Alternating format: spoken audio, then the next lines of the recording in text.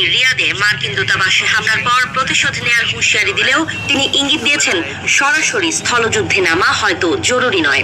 News নেশনকে দেয়া এক সাক্ষাৎকারে ডোনাল্ড ট্রাম্প বলেন, রিয়াদে মার্কিন দূতাবাসে হামলা এবং মার্কিন সেনাদের মৃত্যুর ঘটনায় দ্রুত জবাব দেওয়া হবে। সোমবার পর্যন্ত 6 জন মার্কিন সেনা নিহত হওয়ার তথ্য নিশ্চিত করা হয়েছে।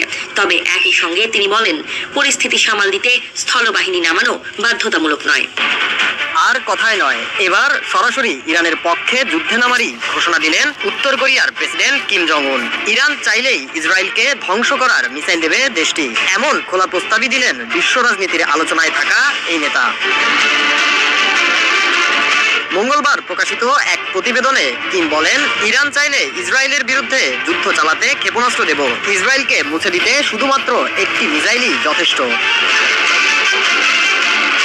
যুদ্ধের ময়দানে এক ধাপ এগিয়ে এবার ইরানের পাশে দাঁড়ালো উত্তর কোরিয়া। পারমাণবিক ও ক্ষেপণাস্ত্র পরীক্ষায় বিশ্বের নজর কাড়া কিম জং উন এবার ইরানকে ক্ষেপণাস্ত্র দেওয়ার প্রস্তাব দিলেন।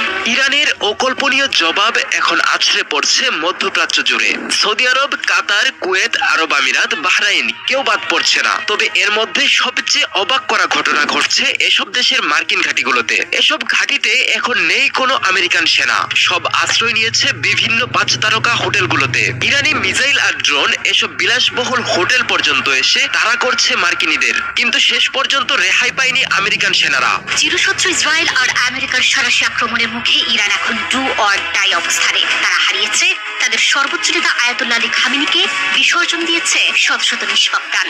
কিন্তু এই রক্ত ইরানকে দুর্বল নয়, বরং করেছে আরো অপ্রতিরোধ, আরো মরিয়া।